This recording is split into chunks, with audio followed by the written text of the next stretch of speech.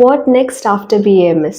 Just clinical practice മാത്രമേ ഉള്ളൂ എന്നുള്ളൊരു ഡൗട്ട് നിങ്ങൾക്ക് ഉണ്ടെങ്കിൽ ഈ വീഡിയോ നിങ്ങൾക്കുള്ളതായിരിക്കും.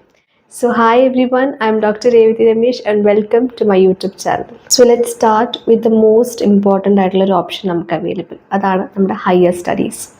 സോ ഹയർ സ്റ്റഡീസിൻ്റെ അകത്ത് ഏറ്റവും ഇമ്പോർട്ടൻ്റ്ലി എല്ലാവരും ചെയ്യണം എന്ന് നമ്മൾ പ്രിഫർ ചെയ്യുക നമ്മൾ MD അല്ലെങ്കിൽ MS ആണ്. അതായത് നമുക്ക് ഇതിൻ്റെ അകത്തുള്ള post graduate degree PG courses നമുക്ക് ആയുർവേദത്തിലും അവൈലബിൾ ആണ്. യെസ്, ഞാൻ ഇതിനെക്കുറിച്ച് അറിഞ്ഞതും ഇതേപോലെ തന്നെ BAMSന് ജോയിൻ ചെയ്തതിന് ശേഷം മാത്രമാണ് ഇതിൻ്റെ അകത്തും സ്പെഷ്യലൈസേഷൻസ് ഒക്കെ ഉണ്ട്, ഓരോ ഡിപ്പാർട്ട്മെൻറ്റ്സ് ഒക്കെ ഉണ്ട് എന്ന് എനിക്ക് മനസ്സിലായത് അപ്പോഴാണ്. സോ നമ്മുടെ ആയുർവേദത്തിലും നമുക്ക് കുറേയധികം ഡിപ്പാർട്ട്മെൻറ്റ്സ് ഉണ്ട്. അപ്പോൾ അതിനകത്ത് നമുക്ക് സ്പെഷ്യലൈസേഷൻസ് ഒക്കെ അവൈലബിൾ ആണ്. സ്പെഷ്യലൈസേഷൻസ് എന്ന് പറയുമ്പോൾ തന്നെ നമുക്ക് ക്ലിനിക്കൽ സബ്ജക്ട്സും അതേപോലെ തന്നെ നോൺ ക്ലിനിക്കൽ ആയിട്ടുള്ള സബ്ജക്ട്സും ഉണ്ട്. ക്ലിനിക്കൽ സബ്ജക്ട്സിൻ്റെ ഒരു എക്സാമ്പിളായിട്ട് ഞാൻ പറയുകയാണെങ്കിൽ നമുക്ക് കായചികിത്സ ഡിപ്പാർട്ട്മെൻ്റ് ഉണ്ട്, രോഗനിദാനം ഡിപ്പാർട്ട്മെൻറ്റ്സ് ഉണ്ട്, പിന്നെ ശല്യതന്ത്ര department, Shalakya Tantra department, panchakarma department, പ്രസൂതി തന്ത്ര, സ്വസ്ഥവൃത്ത ഡിപ്പാർട്ട്മെൻറ്റ്, അഗതതന്ത്ര ഡിപ്പാർട്ട്മെൻറ്റ്, അതേപോലെ തന്നെ കൗമാര ഡിപ്പാർട്ട്മെൻറ്റ്. സോ നമുക്ക് ഈ PG കോഴ്സസിലൊക്കെ ജോയിൻ ചെയ്യണമെങ്കിൽ ആദ്യം നമുക്കൊരു എൻട്രൻസ് എക്സാമിനേഷൻ തന്നെ എഴുതേണ്ടി വരും. നമ്മൾ BAMS ഒക്കെ കഴിഞ്ഞതിന് ശേഷം ഒരു ഓൾ ഇന്ത്യ എൻട്രൻസ് എക്സാമിനേഷൻ നമുക്ക് എഴുതണം, അതായത് AIE-PGET. അപ്പോൾ അതിൻ്റെ റാങ്ക് വൈസ് നമുക്ക് കോളേജസിലൊക്കെ അഡ്മിഷൻ കിട്ടും. അപ്പോൾ അഡ്മിഷൻസ് വേണമെങ്കിൽ നമുക്ക് സെൻട്രൽ ഇൻസ്റ്റിറ്റ്യൂട്ട് ആയിട്ടുള്ള ഓൾ ഇന്ത്യ ഇൻസ്റ്റിറ്റ്യൂട്ടിൽ നമുക്ക് പഠിക്കാം. ജാംനഗർ, BHU അങ്ങനെ വെൽ റിനൗൺഡ് ആയിട്ടുള്ള ഇൻസ്റ്റിറ്റ്യൂട്ടിൽ നമുക്ക് അഡ്മിഷൻസ് ഒക്കെ അവൈലബിൾ ആണ്. അവിടെ നല്ല എക്സ്പോഷേഴ്സും നമുക്ക് കിട്ടും. സോ ഈ PG കോഴ്സസിനകത്ത് നമ്മൾ അഡ്മിഷൻ കിട്ടിക്കഴിഞ്ഞാൽ അവിടെയും അത് സ്റ്റൈപ്പൻഡറി ആയിരിക്കും. അതായത് നമ്മുടെ കേരളത്തിലൊക്കെ ആണെങ്കിൽ അതൊരു 45,000 നമുക്ക് പെർ മന്ത് സ്റ്റൈപ്പൻഡും കിട്ടുന്നുണ്ട്.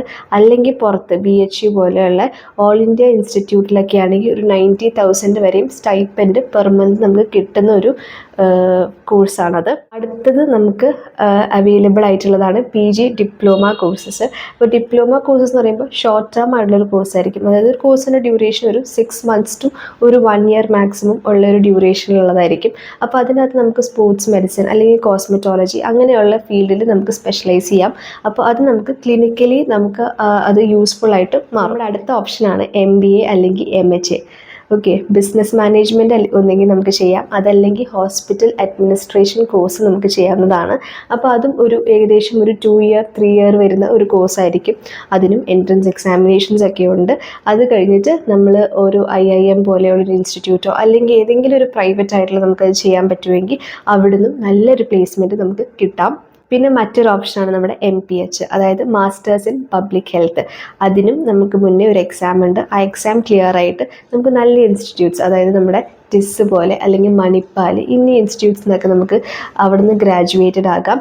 അപ്പോൾ അവിടെ ബേസിക്കലി നമ്മൾ പഠിക്കുക എപ്പിഡമോളജി അല്ലെങ്കിൽ നമ്മുടെ ഹെൽത്ത് പോളിസീസ് ഒക്കെ ഉണ്ടാക്കുന്നതിനെ കുറിച്ചൊക്കെ ആയിരിക്കും നമ്മൾ കൂടുതൽ നമുക്ക് എക്സ്പോഷേഴ്സ് ഒക്കെ ഉണ്ടാകുക.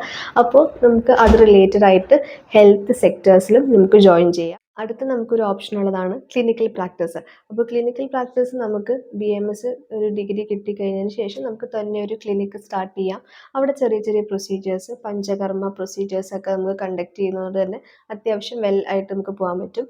വേറൊരു ഓപ്ഷൻ നമുക്ക് ഗവൺമെൻറ് ജോബിലേക്ക് പോകുക എന്നാണ്. അതിന് മുന്നേയും നമുക്ക് PSC എക്സാംസ് ക്രാക്ക് ചെയ്യേണ്ടതായിട്ടുണ്ട്.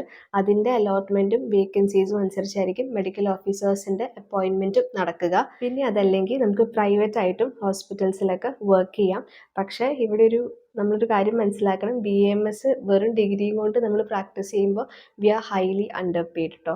അതും കൂടെ നമ്മൾ മനസ്സിലാക്കേണ്ട ഒരു കാര്യമാണ്. അപ്പോൾ നമുക്ക് അതിനകത്തൊരു MDയോ PGയോ ഉണ്ടെങ്കിൽ കുറച്ചും കൂടെ ബെറ്റർ പെയ്ഡ് ആകും കേരളത്തിൽ. പക്ഷെ പുറത്ത് കുറേയും കൂടെ അധികം നമ്മൾ വെൽ പെയ്ഡ് ആണ്. ഇതല്ലാതെ മറ്റെന്തൊക്കെ ഓപ്ഷൻസ് ഉണ്ട്? അപ്പോൾ അതിന് വേണ്ടിയിട്ട് നമുക്ക് ഒന്നെങ്കിൽ യോഗ കൺസൾട്ടേഷൻസ് അങ്ങനെ വല്ലതും കൊടുക്കാവുന്നതാണ്. കാരണം നമുക്ക് ഇതിനെക്കുറിച്ച് നല്ലൊരു ഐഡിയ നമുക്ക് നമ്മുടെ കോളേജ് ലൈഫിൽ തന്നെ കിട്ടുന്നുണ്ട്. അതേപോലെ തന്നെ നമുക്ക് ഓൺലൈൻ കൺസൾട്ടേഷൻസ് ചെയ്യാം. അതല്ലെങ്കിൽ മെഡിക്കൽ റൈറ്റിംഗ് അല്ലെങ്കിൽ കോണ്ടൻറ് റൈറ്റിംഗ് പോലെയുള്ള ഫീൽഡിലേക്ക് പോകാം. അതല്ലെങ്കിൽ റിസർച്ച് ഫീൽഡിലേക്കും നല്ല സ്കോപ്പുള്ളൊരു ഫീൽഡാണ് ഇപ്പോൾ നിലവിലത്തെ ഒരു സെനാരിയോയിൽ. കാരണം കുറേയധികം റിസർച്ച് ഇപ്പോൾ സ്റ്റാർട്ട് ചെയ്യുന്നുണ്ട്. അപ്പോൾ കുറേ ജൂനിയർ റിസർച്ച് ഫെലോ ആയിട്ടൊക്കെ നമുക്ക് നല്ല ഓപ്ഷൻസ് നമുക്ക് അവൈലബിൾ ആണ്. പിന്നെ നമുക്ക് എബ്രോഡും ഇതേപോലെ അതുപോലെ തന്നെ നമുക്ക് PG ചെയ്യാനോ അതല്ലെങ്കിൽ എന്തെങ്കിലും ഇങ്ങനെ ഡിപ്ലോമ കോഴ്സസ് പോലെ ചെയ്തിട്ട് അവിടെ നമുക്ക് വെൽനസ് പ്രാക്ടീസ് എന്നൊക്കെ വേണ്ടിയിട്ടും അവിടെയും നിൽക്കാവുന്നതൊക്കെയാണ്. സോ പിന്നെ ഒരു അഡീഷണൽ ആയിട്ട് എനിക്ക് പറയാനുള്ളത്, ഇത് കഴിഞ്ഞിട്ടും നമുക്ക് വേണമെങ്കിൽ നീറ്റിന് താല്പര്യം ഉണ്ടെങ്കിൽ നീറ്റിലേക്കും നമുക്ക് പോകാം. അതിന് നമ്മൾ നീറ്റ് എഴുതി കഴിഞ്ഞാൽ നമുക്കിവിടെ സ്പെഷ്യൽ റിസർവേഷൻസും അവൈലബിൾ ആണ്. സോ ഈ വീഡിയോ നിങ്ങൾക്ക് യൂസ്ഫുൾ ആയി എന്ന് ഞാൻ വിചാരിക്കുന്നു. അപ്പോൾ മറ്റൊരു വീഡിയോ ആയിട്ട് കാണുന്നിടം വരെ ബൈ, സി യു സൂൺ.